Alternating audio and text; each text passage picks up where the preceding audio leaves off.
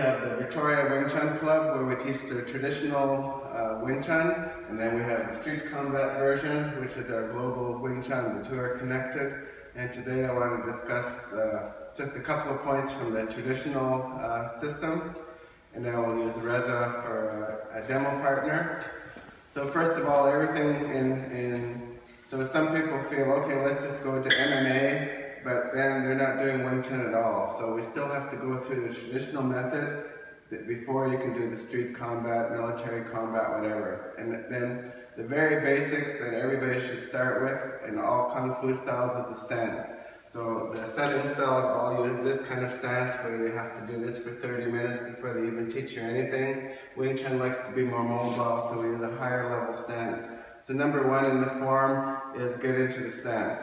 So there's different ways to get into it. This is the Wing Chun typical stance. In the form, starts with the stance like this one.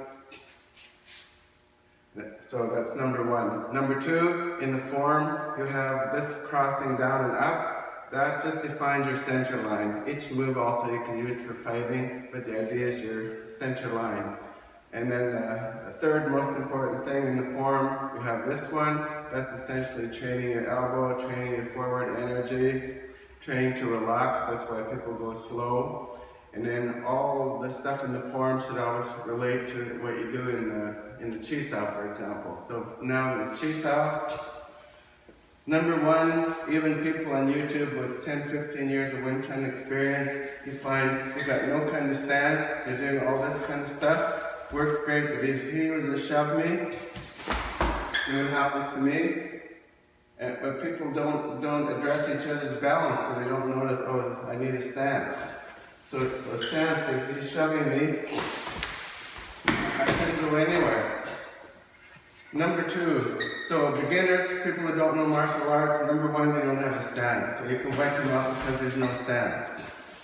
Number two, the major mistake for even people with lots of martial art background, in close range, that's our game. So I find against lots of people that we tried against, even they have 10, 15 years martial arts, they even open in the center and you kill them like a dog does, or they cross the center, and then they're dead again. So this first form teaches you the centers are very important. It's a key thing in Wing Chun. Number three, people use too much muscle. Wing Chun is supposed to come from a lady's art. Lady can't match a guy's strength. And for us too, we're not the biggest people on the planet. People are 350 these days, 6'8", so what are you going to do? So the strength, if you're strong, look what happens. Me too, I'm strong, I get push and pull all over the place. If you're a bit more relaxed, it's better. You can't use if the strength comes in, you can't use the power kind of approach. It doesn't work. So if it comes in, you have to be more subtle about it. So that's the key things I want to talk about today. Some of the drills for this, which you guys, beginners, they can do that. And once you've got to this stage, which you know the rolling hands. Chi Sao, as Ray said, you've got the proper stance, you keep rolling, work on your balance. Don't think about big slapping each other. A lot of even beginners, once you guys learning the rolling a little bit, as soon as they roll, they do this.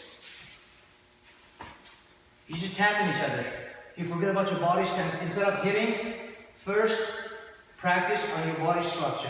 I don't even think about hitting. I just want to cover my center line, don't give him any openings. Every once in a while, I'm just practicing on my own.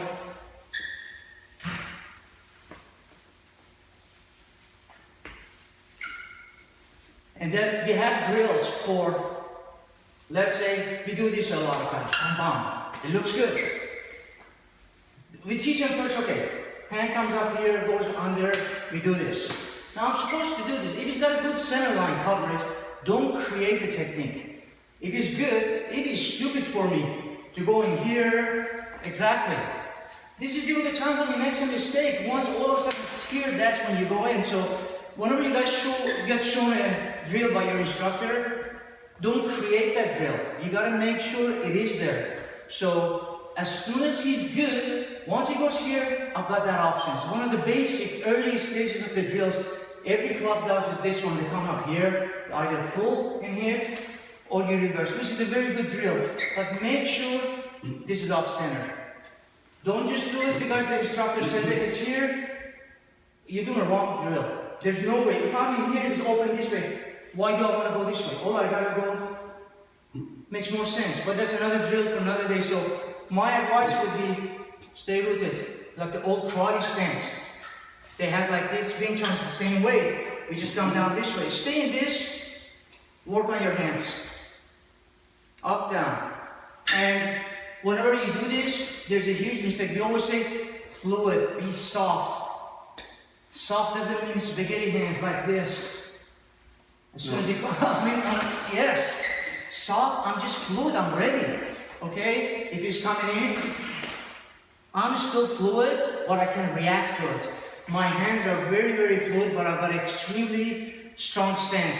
One, I think, myth about the Wing Chun is how we say always stay in your stance. If you got a good, strong stance, you can never go like this to a fight. I'm not gonna be. And no, if I'm actually in a combat, I teach the combat version. If I'm fighting with Ray, I mean, I'm gonna be tiptoeing, going left and right, bobbing, doing all that stuff. Very flexible.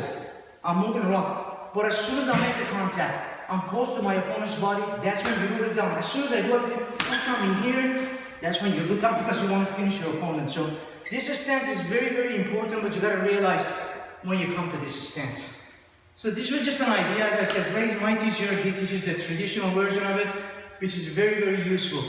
You gotta learn this before you can get to the next stage of the combat. I hope it makes sense to you, and hopefully till next week, we'll talk about a different topic till then. Thanks a lot.